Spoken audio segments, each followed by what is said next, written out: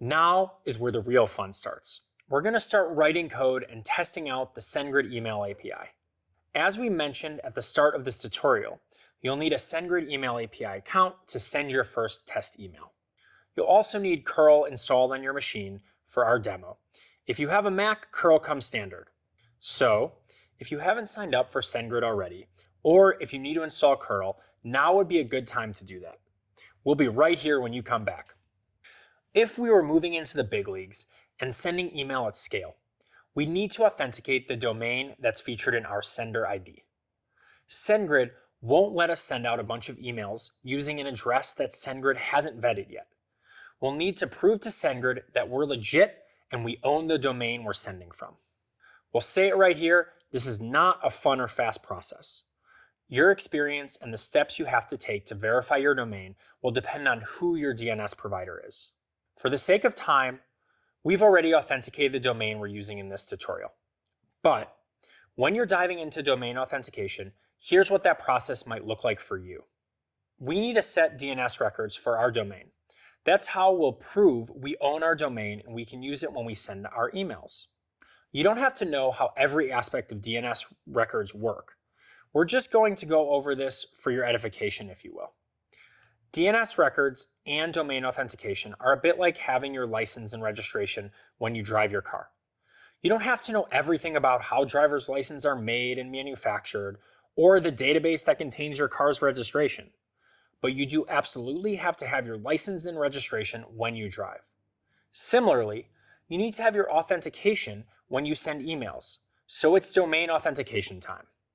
When we send an email from our domain, SendGrid is going to look for DNS records. We'll need an SPF sender policy framework, which is essentially a list of email addresses that can send an email on behalf of our domain. We'll need a DKIM record, a domain keys and identified mail record, which tells SendGrid and other inbox providers who the IP address that we're using to send emails belongs to. When we send an email, the receiving server, likely the server managing the inbox of our recipient, will go and look up our DKIM record for a public key. That public key should match the signature of the message we're sending. It should say, yep, the person sending this does own that domain. Everything's all right here. SendGrid is also going to look for a DMARC record. This is essentially a text record on our DNS, the place that holds our domain, that stores our DMARC policy. A DMARC policy is a domain-based message authentication reporting and conformance policy. It specifies who can do what with your domain when it comes to email. This was a lot, so check out the video description for some resources that can help you get set up with your specific DNS provider. So, here's how you authenticate your domain in SendGrid. In your SendGrid account, you're going to go to Settings and then Sender Authentication. Click Authenticate your domain, select your DNS host, then type in the domain we want to authenticate. In Advanced Settings, you'll see a checkbox toggled Use Automated Security. We'd recommend leaving that on. SendGrid will help you troubleshoot deliverability and more with that on. We're going to click Next, then we can see CNAME records. We'll copy those records over to our DNS host, click the box to say we're done, and then click Verify and we're set. Whew, we did it. Now let's get back to the fun stuff, writing code. SendGrid gives developers the freedom to write code in the language they prefer. We have libraries, quick starts, tutorials, and in-depth documentation in virtually every major programming language. For simplicity's sake, we're going to write our test email in curl. So fire up your favorite text editor and let's write code. You'll see in the sample code that we've provided that we're sending a curl request to SendGrid's API.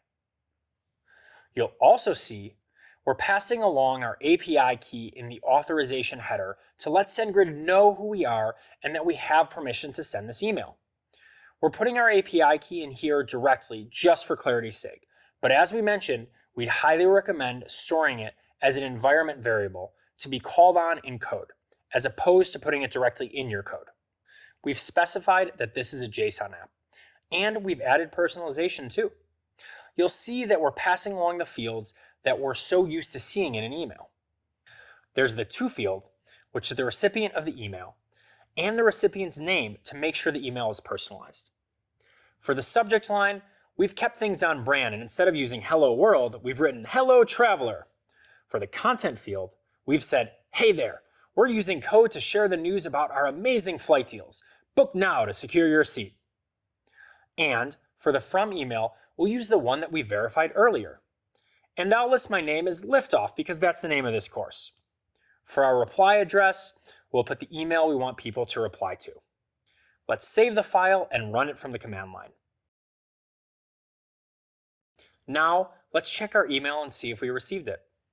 And we did! We sent an email from the command line. That's huge. Our API powers are getting stronger.